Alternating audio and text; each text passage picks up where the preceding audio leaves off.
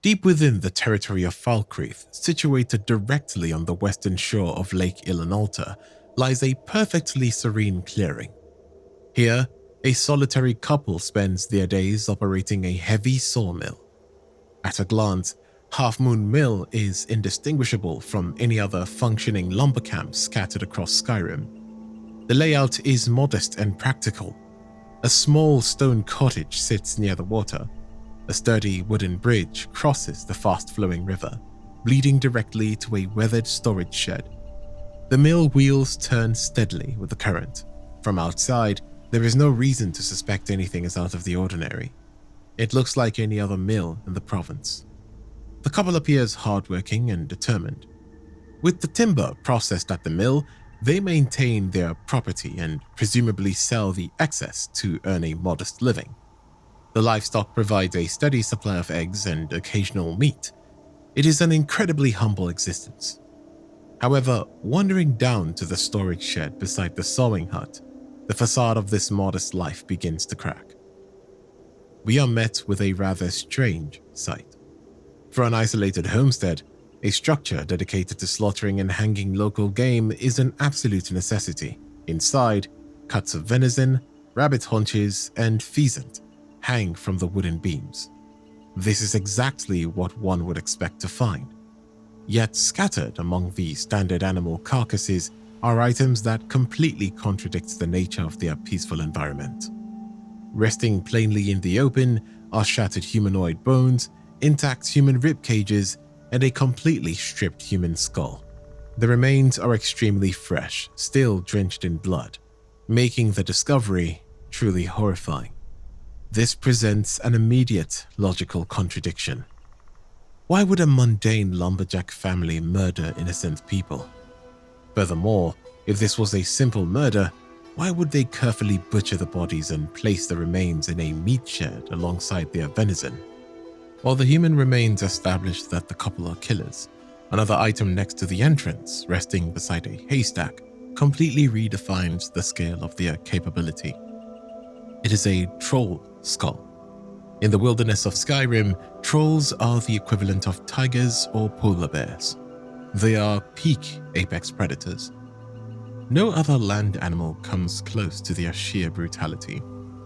They possess immense physical prowess and undeniable strength that can tear an armed human to shreds in seconds. To put this into perspective, we only need to look at the fate of Fafnir Trollsbane. Fafnir was a legendary warrior who spent his entire life training specifically to hunt and slay these creatures. He possessed specialized combat skills and wielded a unique weapon forged for that exact purpose. Despite his unmatched expertise and lifelong preparation, he was ultimately overpowered and ravaged by the beasts. His corpse left rotting in an unmarked cave in the eastern highlands of the Reach. If a valiant lifelong specialist like Fafnir could not survive an encounter, it is fundamentally impossible for a simple woodcutter to defeat a troll in close combat. No ordinary human could kill a beast of that magnitude and casually bring its skull back to their shed as a trophy. The presence of this skull proves that the couple operating Half Moon Mill are not ordinary citizens. They possess a level of physical power that is entirely inhuman. Moving away from the shed, we examine the actual sawmill. At first glance, nothing appears suspicious. The structure looks exactly as it should. The mechanical tray where logs are fed into the blade is covered in fresh wood chips, indicating that the saw is actively used. Everything here seems surprisingly normal. However, one glaring inconsistency stands out: the placement of the timber itself. Countless unused trees and cut logs have been carelessly thrown directly into the river. This makes no logical sense. A sawmill operates using a water wheel, which relies entirely on the unobstructed flow of the stream to generate mechanical power. The stronger the current, the more efficiently the sawmill operates. By dumping massive pieces of wood into the river, they are actively blocking the water flow and creating a disadvantage towards their own machinery. Furthermore, timber is a precious commodity. It is the supposed source of income for this family. Discarding perfectly good trees into the water destroys their product and cripples their power source simultaneously. True lumberjacks would never sabotage their own livelihood. This careless wastefulness further proves that the lumber business is nothing more than an elaborate disguise. If they are not using the wood for profit, the logs dumped into the river must serve a tactical function. Based on the evidence we have uncovered in the meat shed, I propose 3 logical theories for this specific environmental detail. First, consider the geography of the region. The river flows directly into Lake Ilanalta, a vast body of water that sustains several fishing camps and local hunters. If a predator is actively butchering humans on the riverbank, the easiest disposal method for unwanted viscera, stained clothing, and bone fragments is the river itself. However, if those remains float freely downstream, they will eventually wash up on the shores of the lake, immediately drawing the attention of the Falkreath guard. The pile of heavy sunken log acts as a filtration dam. It traps solid evidence beneath the water. Rather than floating out into the open lake, the remains are pinned beneath the heavy timber. The freezing currents and local aquatic scavengers dissolve the evidence over time, while the logs keep it entirely hidden from the surface. Second, if Hurt and Hearn ran a highly efficient, profitable mill, they would attract regular business. Merchants from the city, trade caravans, and tax collectors would visit frequently to negotiate contracts and purchase stock. That level of attention is extremely dangerous for vampires in hiding. By intentionally jamming their own water wheel and wasting top-tier timber, they present themselves as fools. A seasoned traveler would take one look at the jammed river, conclude the couple is terrible at their trade, and simply pass them by to buy wood from Riverwood instead. This calculated incompetence ensures they are ignored by professionals and only approached by the vulnerable. Finally, by damming the water directly beside it, the water level naturally rises, soaking the banks and softening the surrounding dirt. A heavy merchant wagon or a tired horse attempting to cross the terrain might easily become stuck in the artificial bog they have created. When a traveler's cart sinks into the mud as the sun begins to set, the helpful, hard-working couple at the nearby mill is right there to offer assistance. They invite the stranded traveler inside their warm stone cottage to wait out the night. It is an invitation the traveler will never return from. The placement of Half Moon Mill is just as flawed as its internal operations. If we examine the map of Skyrim, the location of this supposed business makes absolutely no sense. When speaking with Hurt, she confidently claims that the mill supplies lumber to the capital city of Falkreath to the south, and until recently, provided timber to the town of Helgen. She states that without the supply, these settlements would struggle to keep their building costs low. This statement is a complete fabrication. Falkreath has no need for imported timber.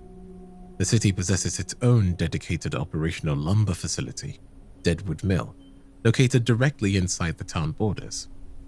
It is run by locals and is surrounded by an endless supply of trees.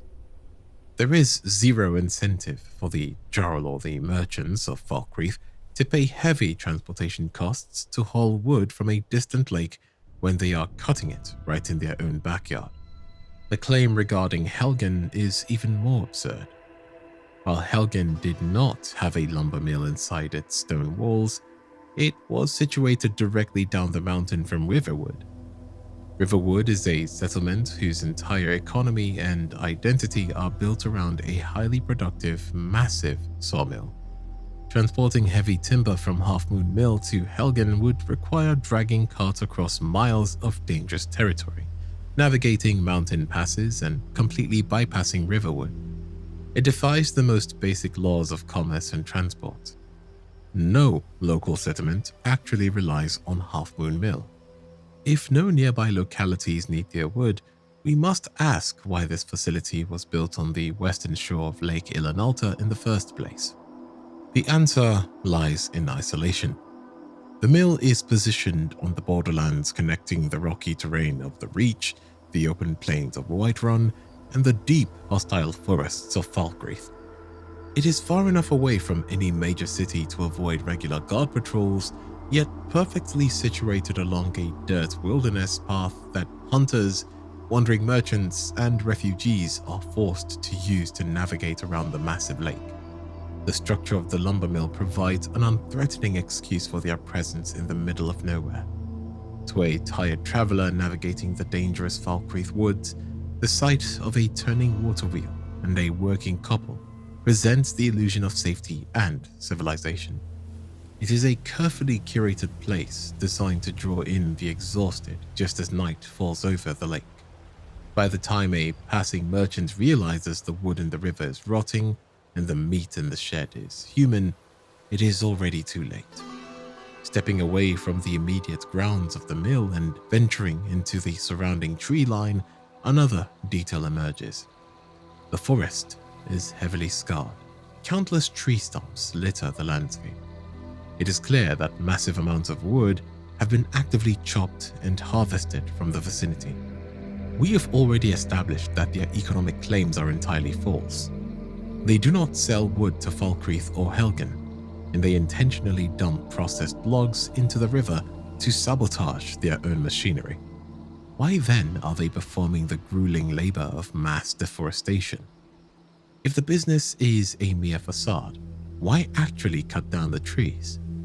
The answer is probably to maintain a disguise. If a local hunter, a wandering mercenary, or a stray Falkreath guard passes through the area, the physical environment must perfectly match the story.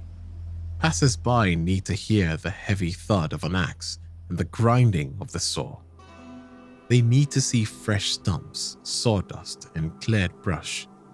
If the forest remained entirely untouched while Hurt and Hearn claimed to run a functioning mill, the illusion would shatter immediately. They need to act and be genuine lumberjacks to drift into society. Second, the forests of Falkreath are notoriously dense and frequently obscured by heavy mist. In a thick forest, visibility is incredibly low. By systematically chopping down the trees surrounding their property, Hurt and Hearn are actively clearing their sightlines. This ensures that no one, neither a lost traveler seeking shelter nor a squad of Dawnguard vampire hunters, can approach the mill unseen. It turns the environment where the vampires hold the absolute visual advantage. Any prey wandering into this cleared zone is immediately spotted, tracked, and evaluated long before they ever reach the wooden bridge. Furthermore, the physical act of logging provides a highly convenient cover for their brutal nature. Operating a lumber camp requires handling massive heavy tools like woodcutter axes and two-handed saws. It demands immense physical exertion. If a traveler notices that Hurt and Hearn possess unnatural strength or spots them covered in dark stains and exhaustion, it is easily dismissed as the harsh reality of their profession. A worker carrying a massive axe covered in dark tree sap does not raise alarms. The profession gives them a legal, unquestioned reason to carry deadly weapons in the open. If we return to the edge of the clearing, directly opposite the mill, we find a specific detail that serves as the final undeniable proof of their monstrous nature. Resting upon a felled tree stump is a single bottle of mead, a crude iron fork, and a dead rabbit lying in a pool of fresh blood.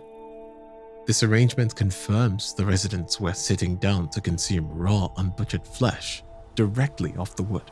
Who eats raw meat besides animals? Or are they just a totally different breed of humans we know of? When we finally compile the entirety of the physical evidence, which are the fresh human bones hidden in the shed, the troll skull, the deliberate sabotage of their own machinery, the tactical clearing of the forest, and the casual consumption of raw meat, a definitive picture forms. Hurt and Hearn are not normal citizens.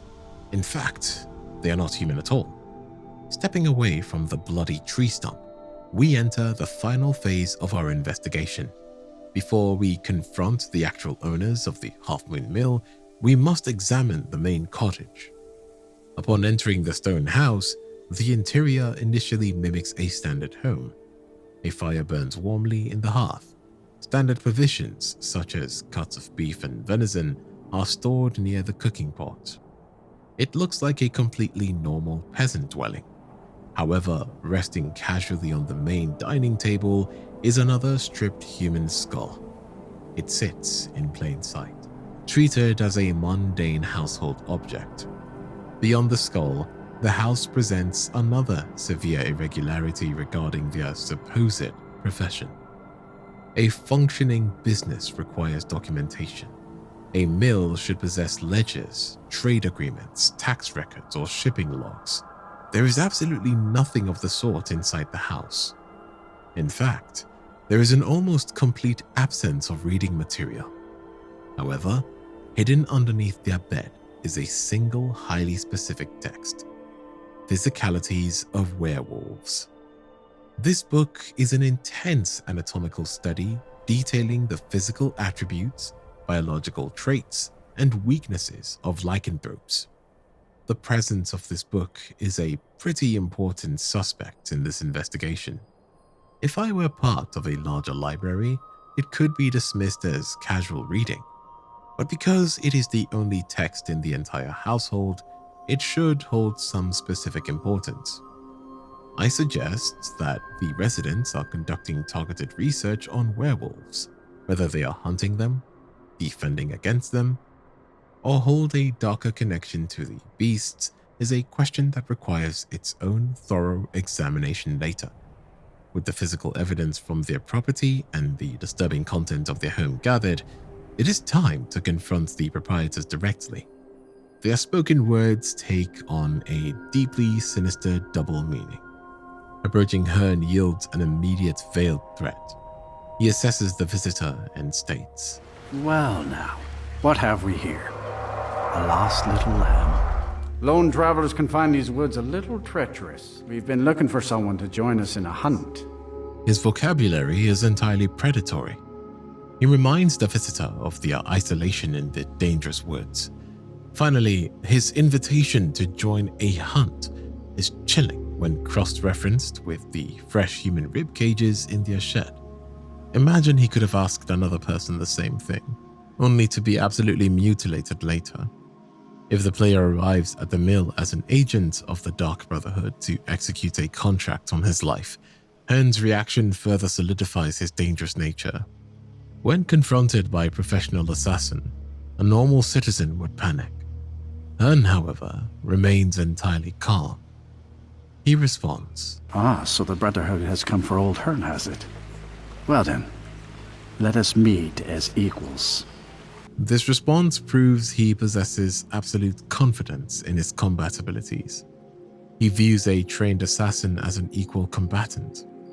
This aligns perfectly with the physical prowess required to kill the cave troll we discovered earlier. Hurt adopts a warm, welcoming persona designed to disarm suspicion, but her statements are equally damning. Her dialogue is filled with complaints about the local law enforcement. "The patrols never seem to give us time to be alone, the nosy pests." A legitimate isolated business owner would welcome the city guard with open arms for protection against bandits. However, Hurt views the law as a strict interference to her private operations. When asked about the lack of visitors, she complains. "We have guests as often as we can, but there aren't a lot of travelers these days. The war keeps people off the roads." On the surface, this sounds like a lament over the lost commercial revenue. In reality, the Civil War is starving them of their primary food source.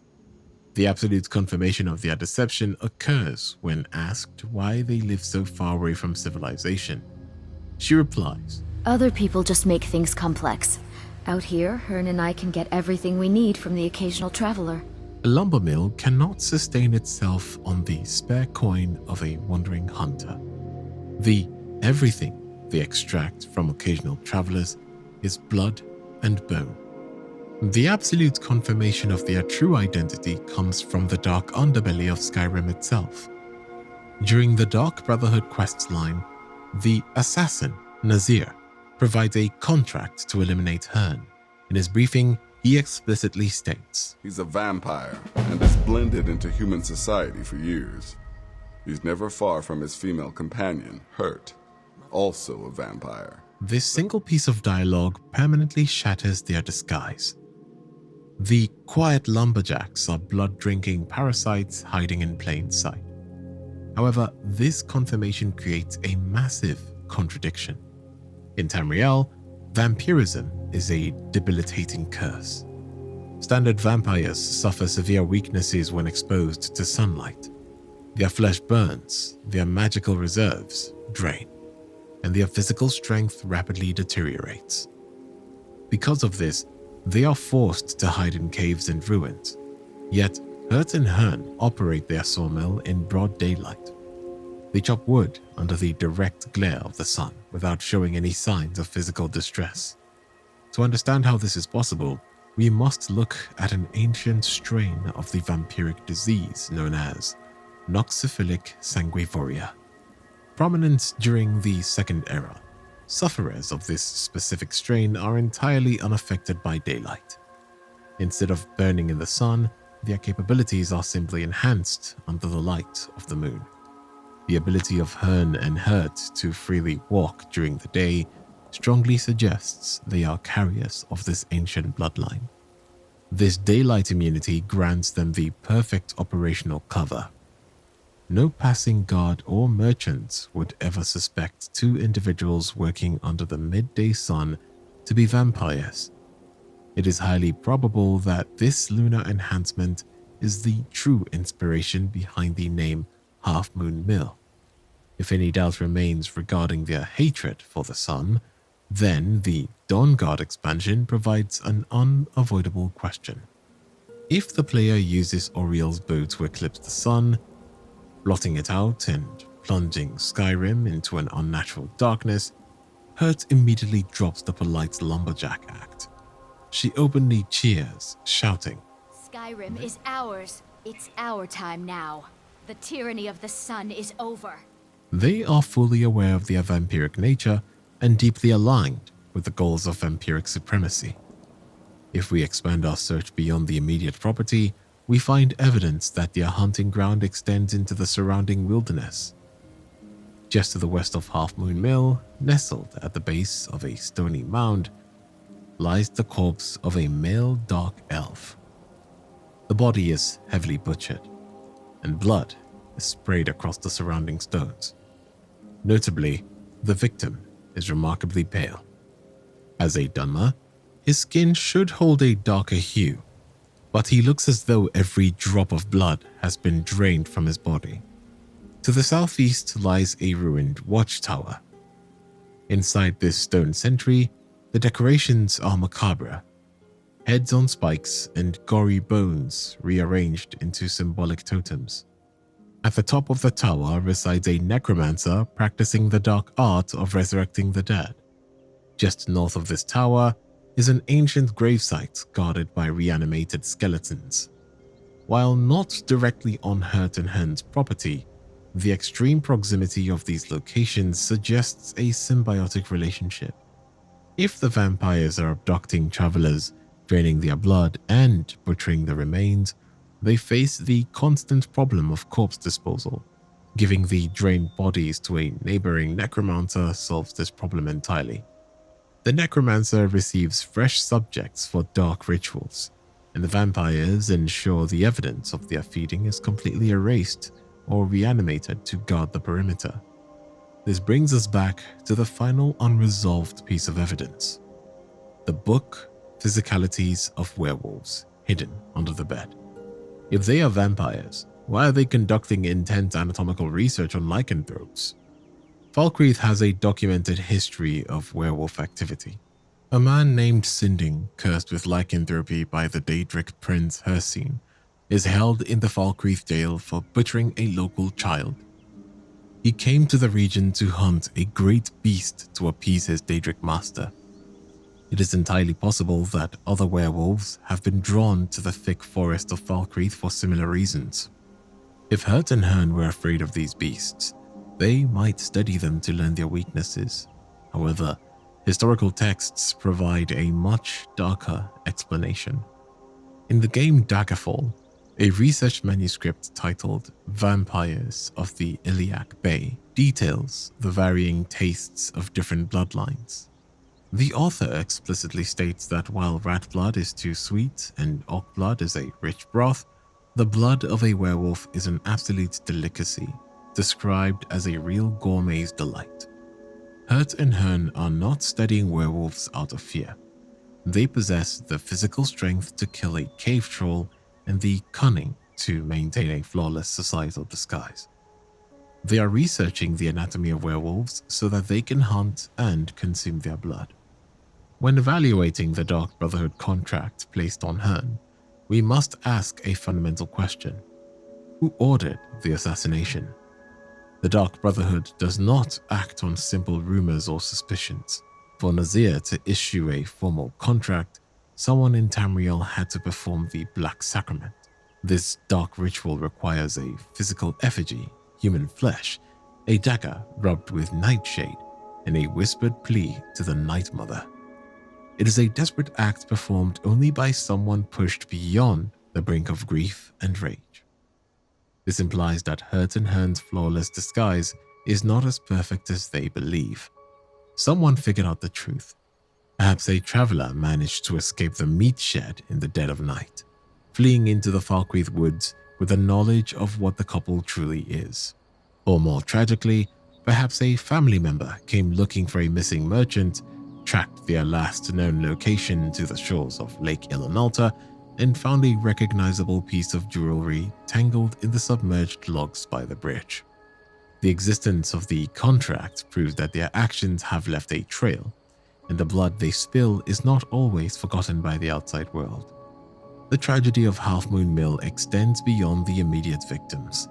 It actively implicates the rest of the province, including the player. This is clearly demonstrated through the mechanics of the Hearthfire expansion. If an individual purchases land in the Falkreath Hold to build Lakeview Manor, which is a homestead designed to be a safe haven for a family, then they require a massive amount of sawn logs. Because Deadwood Mill in the capital city is small and frequently backlogged, the closest and most convenient supplier for this construction is Half Moon Mill. Hurt is perfectly willing to sell processed lumber to those who ask. This creates a deeply unsettling dynamic. The gold used to purchase this wood directly funds their operation. It buys the meat they drink over raw rabbit flesh, and it maintains the heavy tools they use to chop through bone. Furthermore, we must consider the reality of their physical appearance. Within the Elder Scrolls universe, the vampiric curse operates in distinct progressive stages.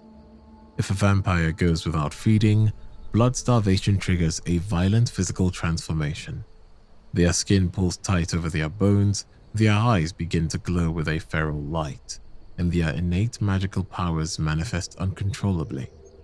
By the time a vampire reaches the fourth stage of starvation, they become so visibly monstrous that ordinary citizens and city guards will draw their weapons and attack them on sight. Hurt and Hearn never reach this stage. They consistently maintain the appearance of slightly pale but otherwise completely healthy Nords. They pass for humans at a mere glance. To suppress the physical deterioration of the disease, they must maintain a constant heavy intake of fresh mortal blood. This makes their kill count into numbers to behold. The two human skulls we found, one in the shed and one on the dining table, are merely the victims they decide to keep as trophies. To remain in the first stage of vampirism for years, perhaps decades, they would need to consume dozens if not hundreds of travelers. We must also re-examine the werewolf manual hidden beneath their bed. If the text, Physicalities of Werewolves, is indeed a cookbook detailing how to harvest lycanthrope blood, we must ask how two vampires could possibly hunt such creatures. Werewolves, unlike ordinary travelers, do not simply walk into a stone house and wait to be slaughtered. They are massive feral beasts with senses far sharper than a human's. A werewolf would smell the stench of undeath upon Hurt and Hearn long before they ever crossed the wooden bridge. If the vampires are actively hunting lycanthropes, they cannot rely on their standard polite deception.